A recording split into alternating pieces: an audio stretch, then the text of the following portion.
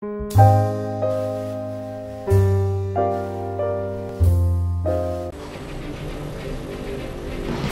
obey your orders, my dear father. Neptune and his court cannot come. They fear to lose the sea for the boldness of men. And Vulcan, he still has words for the town walls in all the gifts. It is for which to arm Olympus.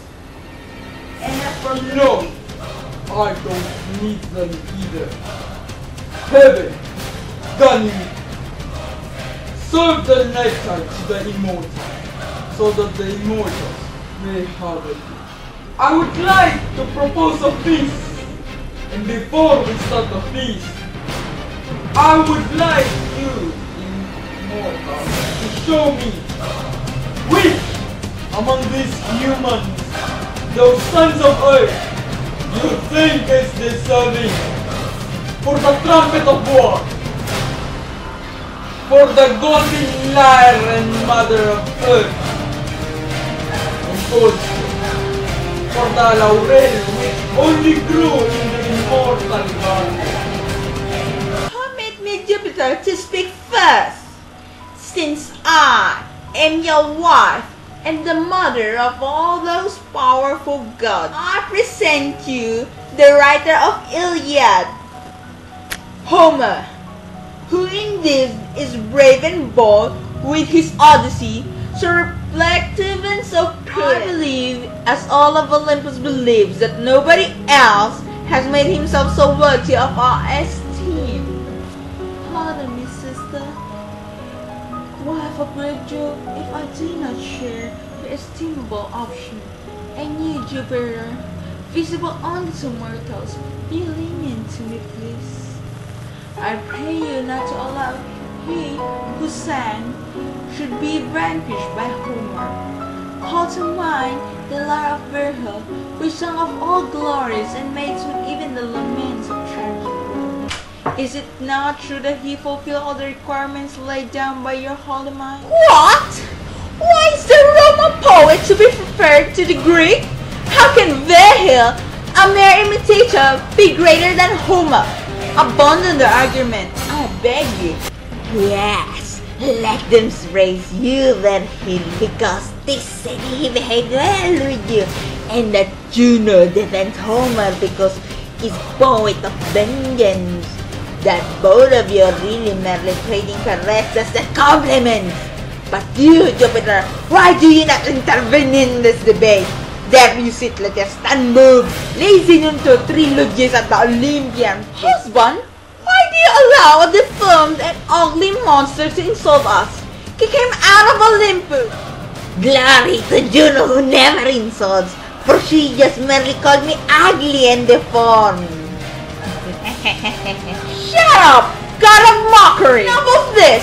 Let's pick Minerva, whose opinion has always been mine since the time of immemorial. Yes, another one like you! Illustrious meddlers who are always found where they should not be! Son of Saturn, please be prudent. And also you, god of Olympus, who shakes the Olympus with only your frown.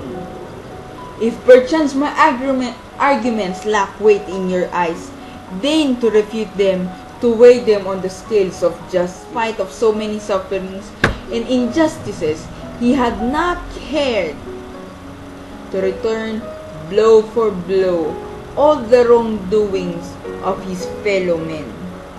Instead, he strived to educate and correct all the wrongdoings of his fellow men. This mortal, I am telling you, is the writer of the Don Quixote. I speak then of Cervantes, of this son of Spain, who is to bear pride but is now perishing the most dreadful misery. The 9 sisters and I have read in the gardens of Parnassus this book of which the wise Minerva spoke. Its merry style and pleasant rhythm sounds in my ears like a sonorous fountain springing in the mouth of the Umbrian cave. His Quixote, they are the favorite book of the Muses, and while with its humors, it consoles the depressed. and the melancholy, and enlightens the ignorant. It is at the same time a history, the most faithful history of the Spanish custom.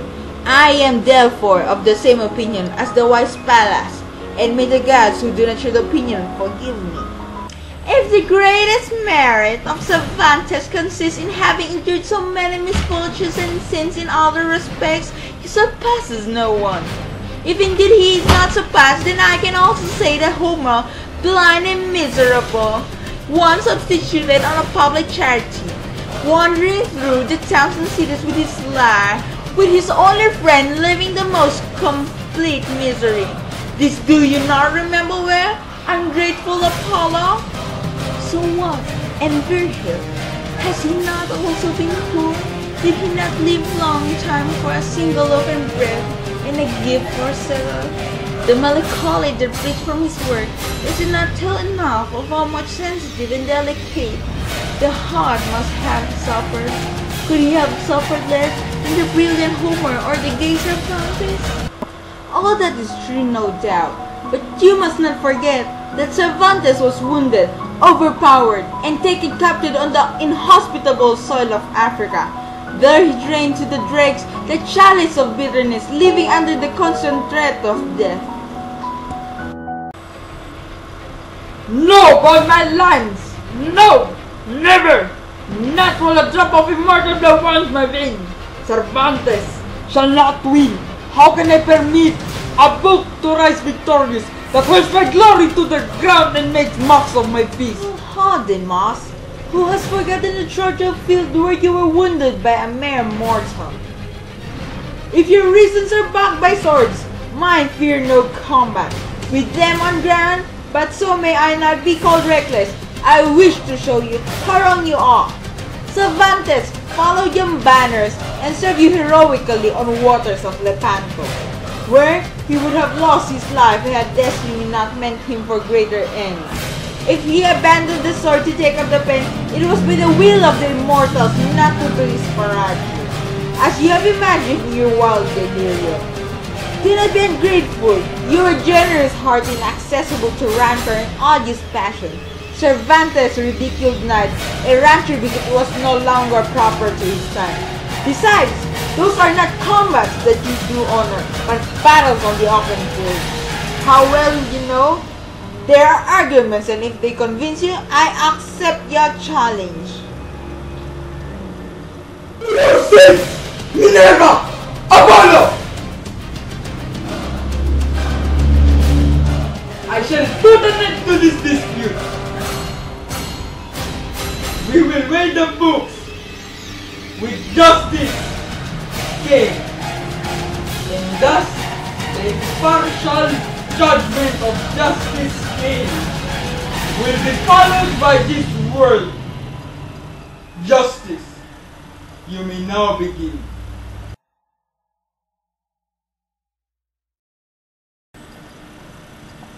Gods and goddesses, justice! Seated as equal. Let us bow down our heads as we accept Homer, Virgil, and Cervantes. Give the war of trumpet to Homer, the lyre to Virgil, and of course, the crown of laurel to Cervantes. Let's start the feast, my dear immortals.